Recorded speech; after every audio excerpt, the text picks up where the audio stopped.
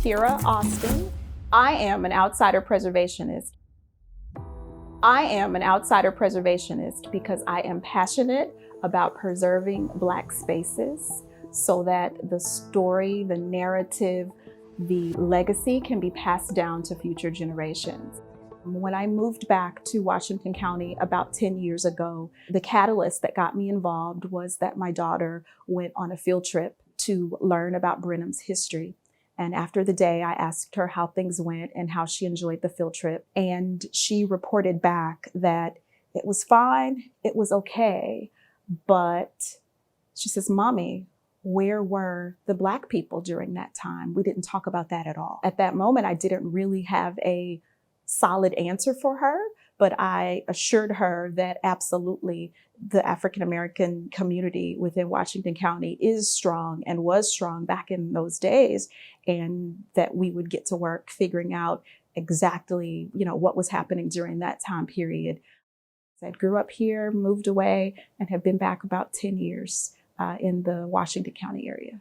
I am a descendant. I grew up here in Brenham. I'm a Freedom Colony descendant of the Gay Hill and Post Oak Freedom Colonies, which led to me joining our Brenham Heritage Museum Board of Directors to help uncover those narratives, research them, get the community involved, and make those stories visible. Come on, Mommy, let's go.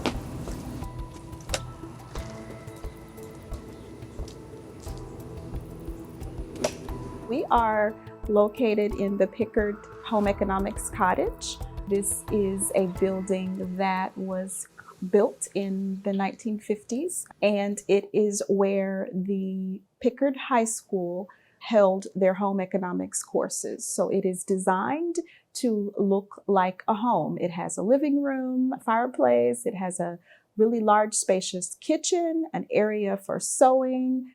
Learning did not just include household items. It included things like budgeting. It included agriculture and gardening. So, it really was a way to teach independence. So this is my mom, shown in the plaid skirt, seated here. She is a proud graduate of the Pickard High class of 1962. So Loretta Johnson, class of 1962, along with my father, Haywood Johnson III. So this means a lot to me. I have so many uncles, cousins, and other family members that all went to Pickard. I now serve on the board of directors for Pickard in an effort to try to bring younger people on board to keep the legacy of Pickard alive. When we think about the challenges, one that stands out has been time. And the more I talk to people, the more I realize that time is so precious and we have so little time to talk to those elders that know the stories, that have the photos. And so sometimes it feels like a race against the clock. One of the challenges I encountered is it's really important that as African Americans, we're telling our own stories and that we feel as though we have the ability to perform the research, share the narrative, decide on the narrative, decide on the nuances, because it's our history and our stories to tell and retell and share with the world. So that's one of the most incredible aspects of the project, is that this research is descendant-based. My background is actually quality operations, and I've spent many, many years in the corporate world. This is a learning journey for me. And so as part of that learning journey, I also really believe in collaborating.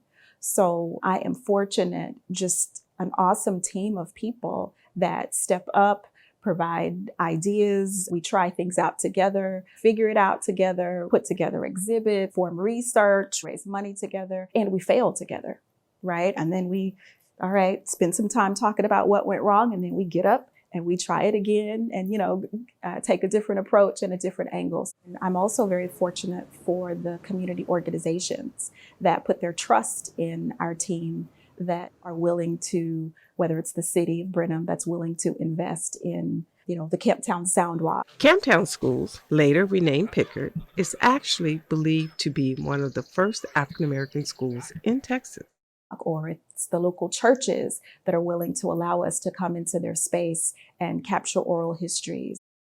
So when I think about being an outsider preservationist, I think about not having that traditional academic background, not having a background in history or a PhD or any of those skill sets, but working on what is a passion project, working on what is a calling.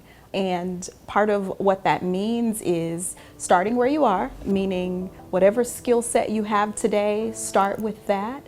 Getting to know your community, hearing from the descendants, the Freedom Colony descendants that are in your community, and then just understanding what do they have, what do they need, what stories can you shine a light on and illuminate. That is, to me, part of what it means to be an outsider preservationist.